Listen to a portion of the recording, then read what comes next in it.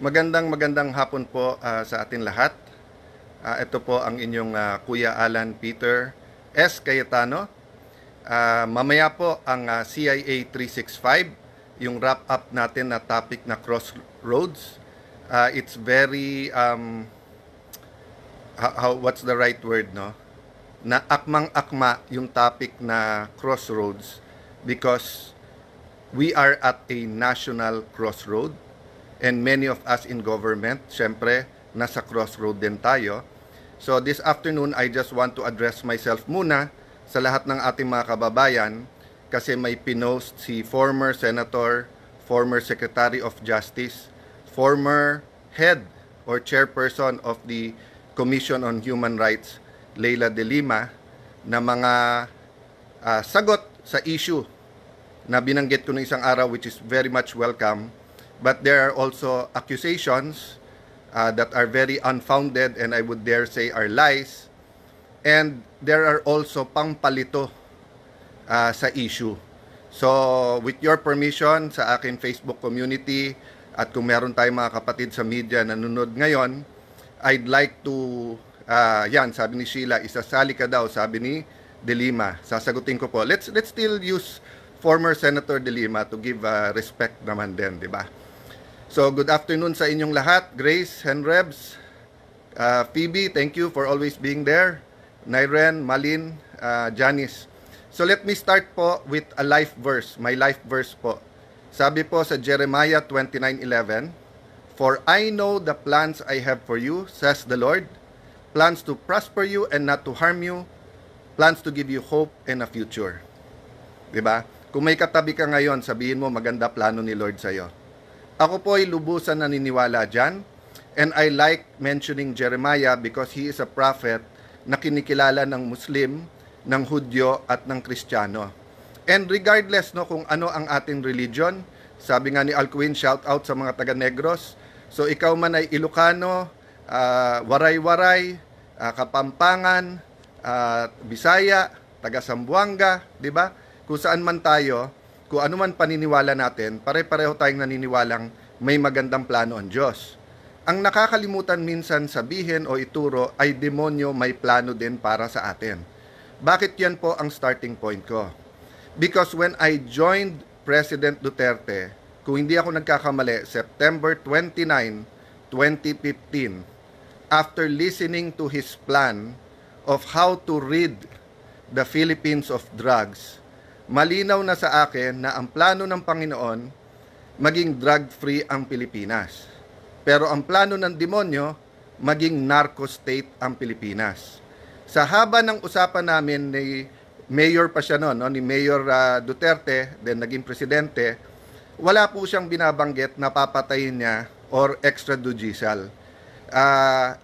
Yung language niya, language na naiintindihan ng kriminal.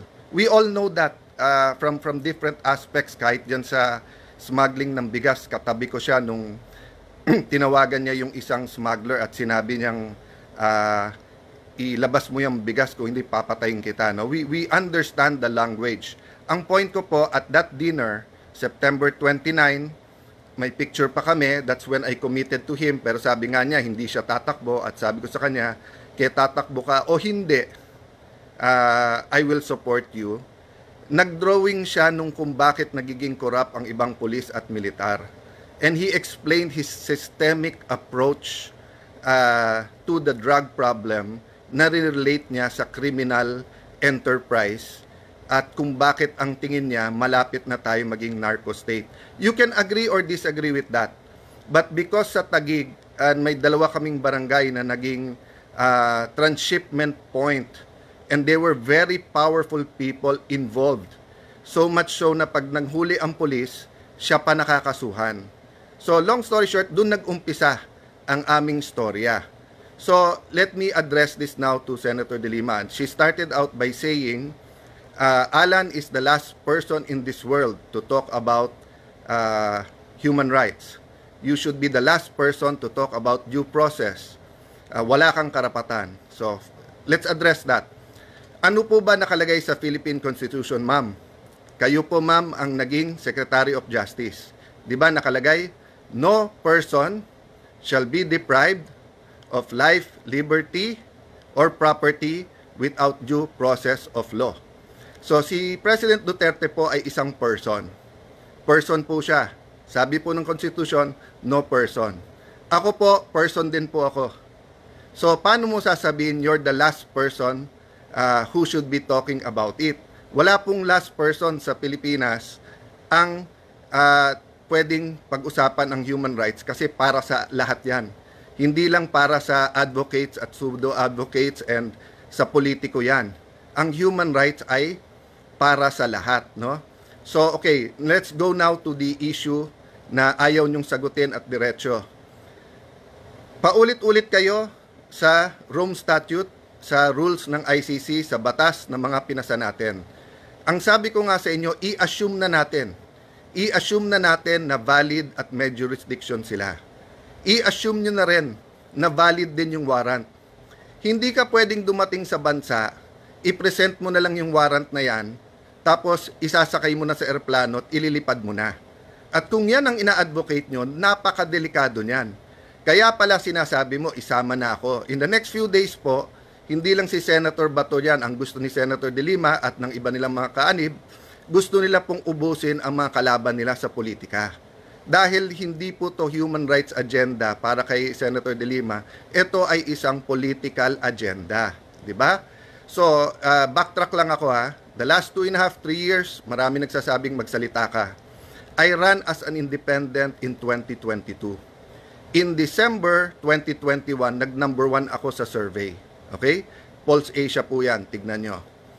But nag-decide po kami ni Lani, there are some personal stuff that we have to take care of, focus on, and then nung tinitignan ko yung mga partido na nahirapan din ako pumili and to lend my name, I sat down with some of them, and to respect the people's will, nag-decide ako ituloy-tuloy na independent. So the last 2 years, I tried and I continue to try. I just keep on listening. Hindi ako pumapapel sa mga opinion because marami naman nagbibigay ng opinion. But kasi dati, 3 yung grupo. Yung Marcos Duterte na administrasyon, yung Dilaw, yung Liberal Party, yan sila, Senator De Lima. Iba pa ho yung Dilaw sa Dilawan, ha? Yung Dilaw, nire-respeto ko. Yung Dilawan, yung po yung sa aming language ay unreasonable. Talagang may hypocrisy sa paningin sa politika, no? So, the third group, of course, is the Philippine left. Pinaka-apat na yung mga independent. So, like others who filed as independent, I believe I can contribute. Simple lang, kung tama ang ginagawa ng administrasyon Marcos Duterte, sasang-ayon ako. Kung mali, magsasalita ako. Di ba? Okay. So, nagkahiwalay ngayon yung Duterte at saka Marcos. So, naging 5 grupo na. Yung Marcos, administrasyon, nabuo yung Duterte na oposisyon, nandiyan pa rin yung Dilawan, at kung makikita nyo po, tignan nyo po, very, very early pa, siguro first year, second year, sinasabi na po ni former political advisor during Pinoy's time, si Ronald Llamas, sinasabi niya, mag-aaway yan, sila Bongo, magiging ganyan. Kaya niya sinasabi yon, gusto niya maging totoo, kasi may grupo siya kasama sa Dilawans na gusto niyang maka-entra at makapapel ulit, di ba? So, 2 in 1 yon. In one sense, he can seem like a very good political analyst. On the other sense, kung magkatotoo, de suddenly, yan, third party na sila. Then of course, the Philippine left naman has always been consistent, di ba? With what they believe in, and then yung criticism nila sa administrasyon, and of course yung alternative nila. Then you have the independents, di ba? Okay. So sabi ni Senator De Lima, legal lahat. Okay. Yan ba ang stand nyo kung biglang ngayon ang Pangulo or ang Chief Justice or ang Senate President or Speaker or 5 general natin ng AFP? So, let me address myself din sa AFP at saka sa PNP, sa Bureau of Fire, sa NBI, BJMP, lahat ng naka-uniform, yung Bureau of Correction. Kung bigla kayong kinasuhan ng crimes against humanity, may warrant, hindi kayo pwedeng tumakbo sa korte dito? Walang power ang korte to interpret? Eh bakit si Congressman Jimenez noon, di ba? Naalala nyo yung Ginagamit niya yung slogan na hulog ng Diyos. Meron siyang extradition. Meron po tayong treaty nun sa US. Pero dumaan muna sa korte natin. Sabi nga ng isang matalik kong kaibigan bakit daw pagka-divorce at nakakuha ka ng divorce sa abroad, sa Europe, sa Amerika, kailangan mo i-present muna sa korte dito at i-validate, di ba? Okay. I-address ko mamaya yung nagsabing hipokrito or double standard sa human rights. I-address ko 'yan. I'll just stick to 3 issues today, no? Yung due process due process kasama na doon yung availability of legal entities. Number 2 yung number 3 yung fact finding, 'di ba? Yung facts lang kasi marami siyang kasinungalingan na sinabi doon sa kanyang video. At yung isa gusto ko i-discuss ng konti sa inyo yung human rights. Okay. So, ang sinasabi ko nga, 'di ba, due process means makinig ka muna bago ka humusga. Nagamit ko nga nung isang araw and I've been using this forever and it's also a reminder to me, no? When God knew already, alam na kaagad ng Panginoon na kumain sa forbidden fruit o kinain ni Adan at ni Eva ang forbidden fruit. Ang unang sinabi sa kanila, nasaan kayo? At nung sinabi nilang nagtatago kami kasi hubad kami, ang sabi ng Panginoon, sino nagsabi sa inyong hubad kayo? So alam na niya na kinain niyo, pero binigyan pa niya ng tsansa na magpaliwanag. Si President Duterte ba ay binigyan pa natin ng pagkakataon? Nakita niyo naman sa video, sabi niya, anong pagkakasala ko, anong ginawa? So hindi ko na nga inisa-isa yung paglabas ng eroplano, hindi pa hawak yung warrant, yung hindi pagpasok ng ibang mga abogado niya, kasama yung anak niya, etc. No? Doon na lang ako sa hindi ba dapat binigyan ng reasonable time kung whether that's the writ of habeas corpus o kanilang TRO, hindi ba reasonable time? Tapos yung ibang advocates, nakita ko, nagpo-post sila, Muten Academic na, panalo na outsmart na sila kasi nasa airplano na, hindi na ibabalik ng ICC yon. So, yun nga ang tanong ko sa inyo Yun nga po ang sabi po ni Senator De Lima, ang test daw ng human rights yung sa pinakamaliit na Pilipino. Partly correct lang yon po, ma'am. Ang test po kung ang human rights ay applicable sa lahat. Kailangan kinat out nyo Sa pinakamakapangyarihan, sa pinakamaliit, pareho ang karapatan sa human rights. Parehong may karapatan to seek legal remedies, pareho na may due process. So I'll jump doon sa legal remedies. So sabi nung iba, bakit bibigyan si Duterte ng pagkakataon? Yung mga pinatay ba may pagkakataon? So first and foremost, parati nating dinidistinguish yung extrajudicial killings. Ibig sabihin yung patayin mo na lang. 'Di ba? Walang trial at dinidistinguish natin po yung mga tinamaan dahil nga sila nagbarilan, mga sindikato para hindi mahuli, 'di ba? So hindi state, hindi po mga alagad ng batas ang pumatay doon. And then dinidistinguish mo rin 'yon doon sa mga police at militar na may raid and then they protected their own life. So the point is, ang ginawa ni Senator De Lima sa hearing sa Senate, I'll go through this deeper later on. Ang ginawa niya sa hearing, hindi niya sinabi sa madlang people, sa atin lahat, na during her time as Justice Secretary, iniba nila yung definition ng extrajudicial killing. Hawak namin po yung mga papeles noon. So tapos pinapalabas niya na libo-libo na ang napatay. Na hindi niya sinasabi na ang extrajudicial killing nung siya ang Justice Secretary ay mahigit 10,000. At never ko sinabing kulang ang napatay o pumatay. I mean, you're making me out to be a monster, ma'am, na hindi naman totoo. So at this point, I want to challenge yung mga famed fact checkers. Yan Rappler, yung mga investigative journalism. I-fact check nyo na lahat ng sinabi ni Senator De Lima kasi ang daming mali sa sinabi niya. Kailan ko sinabi na kulang pa yung patay? I always said that every life is valuable. 'Di ba? Parati natin sinasabi yung sanctity of life, no? So, ang punto po dun sa mga nagsasabi kay Duterte na, ikaw ba, binigyan mo ba sila ng due process? So, inaamin nyo na hindi nyo siya bibigyan ng due process. 'Di ba? So, kung sino man na gumawa ng karumal-dumal na krimen sa buong Pilipinas, sa buong mundo, na walang due process, Doon po lumalabas ang mga tunay na human rights activists na nagsasabing, sandali lang, kahit kriminal sila, meron silang human rights. They have the right to due process. They have the right to seek legal remedies. Kaya nga maraming sikat na human rights activists pero mababaho sa politiko o kaya galit ang tao. Kasi nga, pinaglalaban ang karapatan when it's unpopular, di ba? But sa kanilang clique, sa kanilang grupo na it's more of political revenge rather than pure human rights, tahimik lahat nung sinakay sa eroplano at inilabas na lang. Hindi hinintay ang Supreme Court, hindi hinintay. Saan ka nakakita na i-arestuhin ka, papunta pa lang mga abogado mo, gusto ko kausapin mga abogado mo, hindi pa nila malaman yung gagawin nila, aalisin mo na, di ba? So, napakadelikado yan. Sabi ko nga kanina, paano kung lumabas dyan 10 general, papayag kayo sa PNP o sa AFP, papayag po ang palasyo. So, kailangan to pag-isipan ng mas malalim. That's why nga sabi ko, maybe an independent voice, a reasonable voice, no? I'm not blaming anyone sa nangyari here, di ba? I'm pointing to the issue na tama ba na ang isang Pilipino na hindi pa niya na-exercise yung karapatan niya sa legal remedies, wala pang due process, ay suddenly sinakay sa eroplano at inalis. Okay. Number 2, human rights. Ma'am, sabi mo, nasaan ako? Okay. Ako po, taga-Taguig. Sa Taguig po, may mga below 10 years old na rape.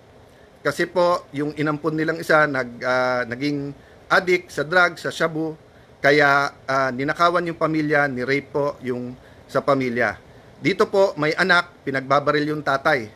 Dito po, meron pong kung ano nangyari and you can multiply this all across the nation. And ang estimates are as low as what? 3 million, as high as 5 million na addict. Ang addict po ay biktima. Ulit-ulitin ko po yon. Tignan nyo lahat ng statements ko. Never ko sinabing patayin ang addict. Kasi ang addict ay biktima. Dapat sila ay gamutin. Dapat sila ay bigyan ng oras. At kami po ay may mga programa sa rehabilitation. Nandito po ang main rehabilitation sa Taguig. Dinala ko po yung mga reporters dito. Hindi ka sumama, ma'am. Senador ka naman. Pwede mo tignan yung rehab. Pero kasi yung storya nyo, napatayin lahat ng addict ay nasa utak nyo na. So yan na naman ang story ang pinupush nyo ngayon. Kaya again, hinahamon ko yung fact changers, tignan nyo.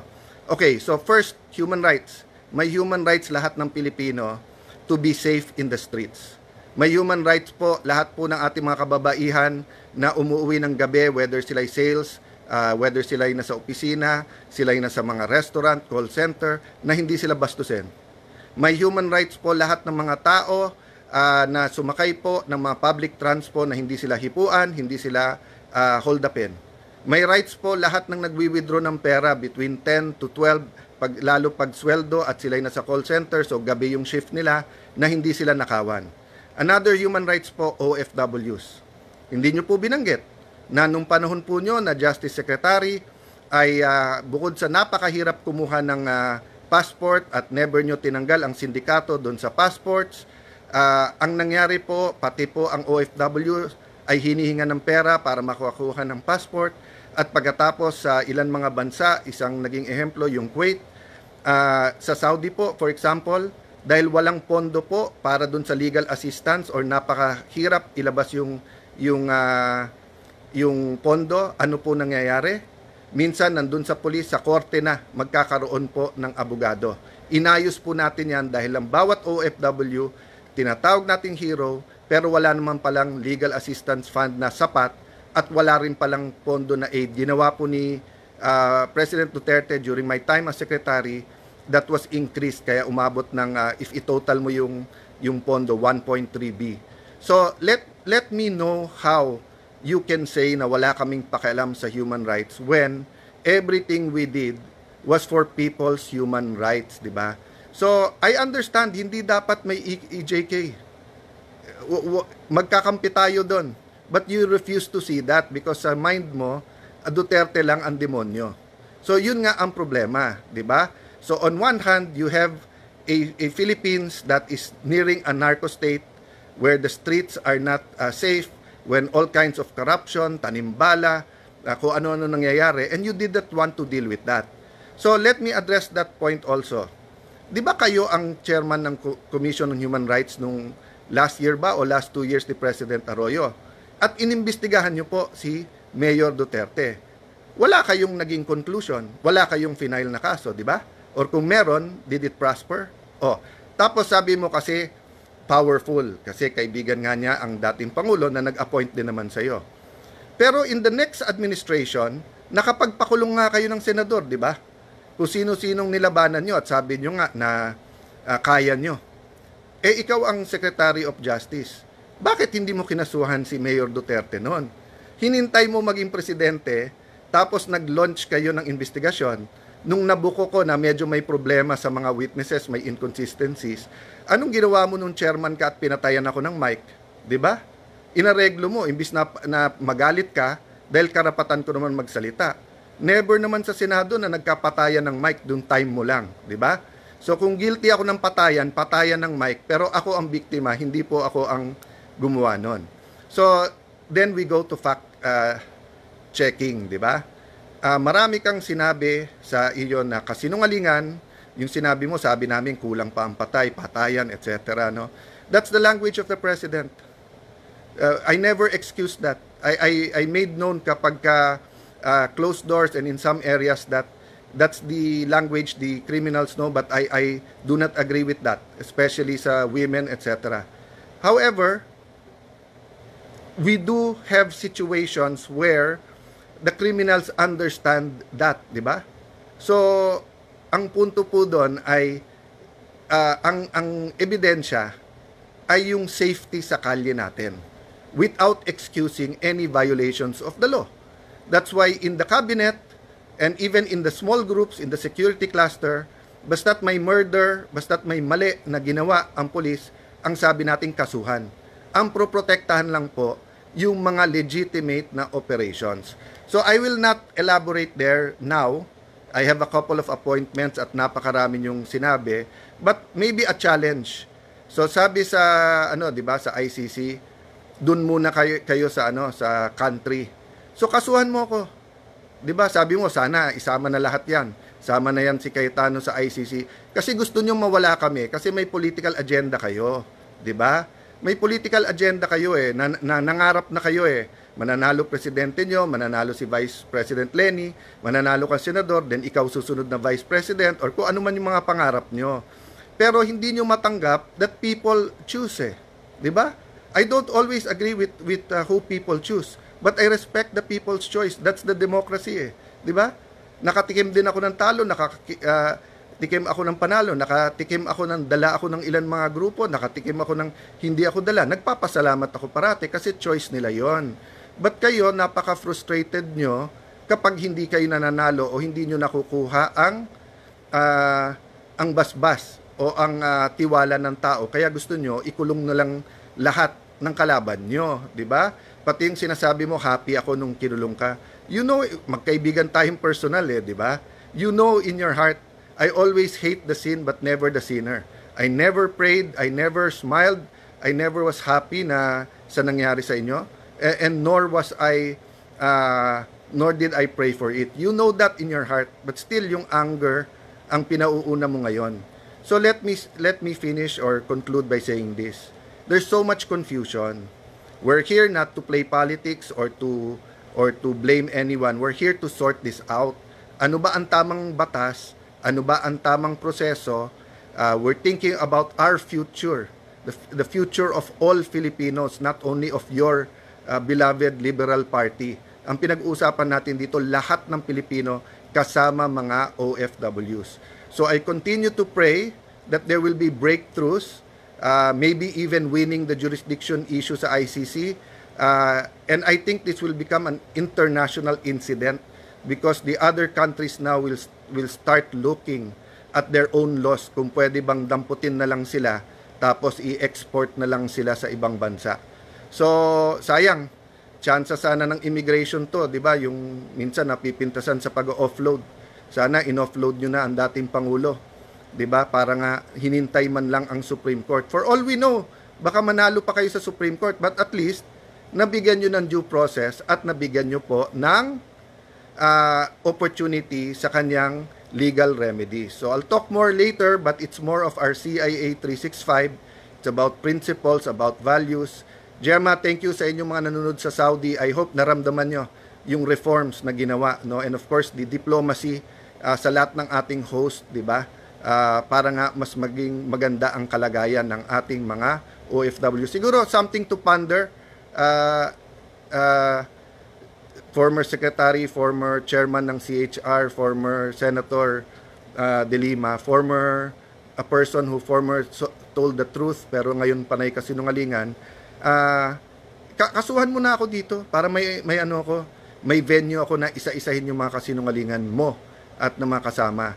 I meant no offense to human rights activists. Nirerespeto ko kayo. During my time, I always made time and made sure that people listened even if opposing ang views natin. But yun nga, nagdudugo pa rin ang puso ko. Ba't walang nagsalita sa inyo? Sa kagustuhan nyo na madala dun si Duterte na ma-detain siya, ma-face niya, dininay nyo yung due process at saka yung opportunity niya to seek legal remedies. And I don't think that should happen to any Filipino. God bless you guys. God bless you.